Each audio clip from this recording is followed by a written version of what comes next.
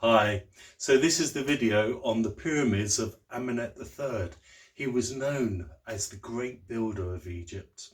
He ruled Egypt from 1842 BCE to 1797 BCE for around about 45 years. So he had a very long reign. In fact, considering he probably lived in his 70s or 80s, came to the throne quite late. Remember, his father, Senusret III, ruled Egypt for 37 years.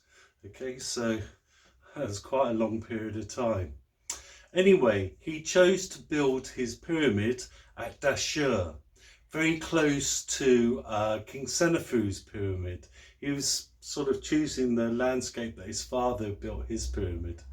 And he was building it in mud bricks. So it's going to be a mud brick core, and all the descending passageways and the burial chamber underground were going to be hewn out of the bedrock. Well, looking at the underground chamber system, if you can call it a system, it looks as if he was trying to build a mausoleum for his whole family.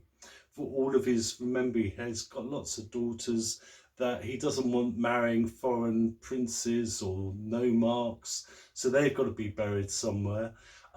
He's obviously got a mortuary temple and all that sort of thing.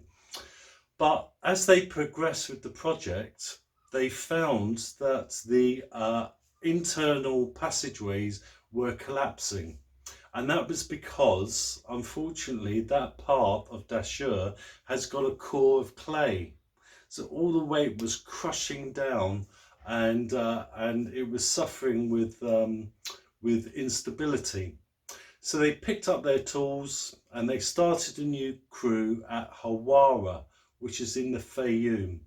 Now, these 12th dynasty kings loved the Fayoum oasis because it was full of marshlands and birds and crocodiles, and they could go hunting, which was their pleasure time.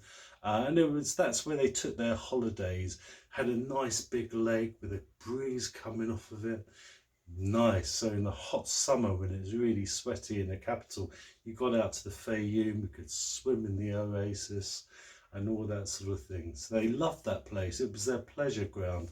So probably that's why he chose for his second site Hawara. Again, it was going to be a mud brick pyramid enclosed with white Tura limestone. Now, the pyramid at Dahshur, in around about sort of 1892, who turned up to excavate it? Well, our old friend Jean-Jacques de Morgan, for the Metropolitan Museum of Art again. So he did the excavation at Dahshur. But who did the excavation on Hawara? Well, who else but William Matthews Flanders Petrie. And he got there sort of after Carl Lepsius did his excavation. So Lepsius did his one in 1843 and Petrie got there in 1888. So around about sort of 45 years later. So the site was mainly unexcavated around the pyramid, and then he investigated the pyramid itself. And he found that it had a blind passage. But up in the roof of this passage was a trap door, which had a 20-ton block of stone, okay, which was not in place. So he got up in there and he walked down that passage and he found another trap door, which was again open, a third trap door, and then he got to the burial chamber. Well, the burial chamber was a room made out of orange quartzite. And what they'd done was they dug a big hole at Hawara first. They put in this massive block of orange quartzite, and then they carved a room out of it. And as they were carving a room out of it, they carved an in situ two sarcophaguses. So that is amazing. Can you imagine a whole room made out of a solid block of orange quartzite? Wow. And that probably came from the Wadi Hammamat, which was out in the desert miles away. Wow. God, dear me. And now, what was interesting was that there were three trapdoors. It could be four, but I think it's three, before he got to the burial chamber. And none of them had been closed.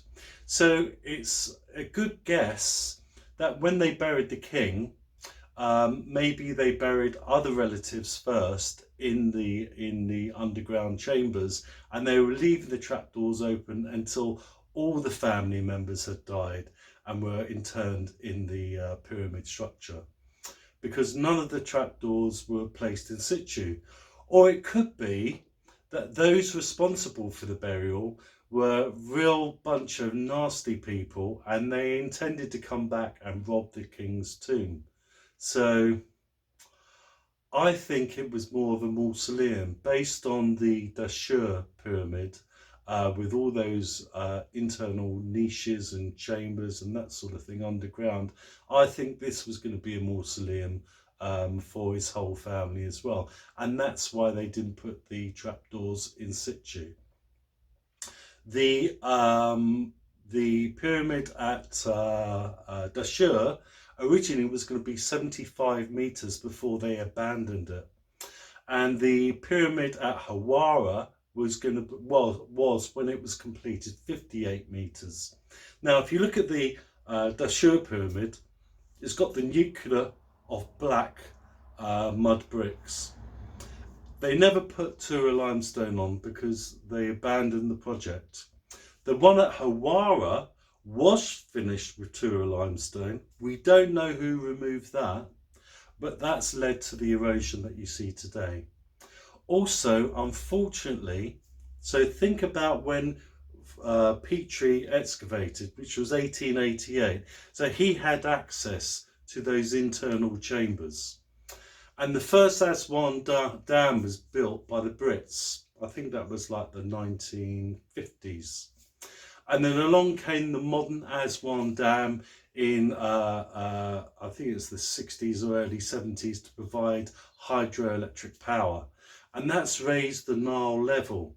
So all of those internal chambers underneath the Hawara pyramid are now flooded. What a shame. So you can't get in there and do your Indiana Jones experience, climbing up and climbing down.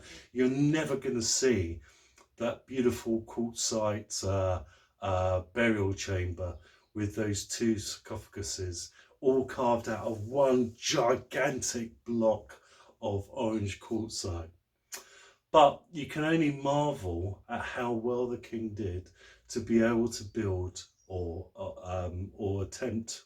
Well, he definitely built the Hawara pyramid, but having the resources to have two projects. Anyway, these are the pyramids of Amunemhet III. He's known as the Great Builder, and I'm going to do a short video on the life and times of Amunemhet III, so watch out for that. Okay then, all done. Bye for now. See you soon.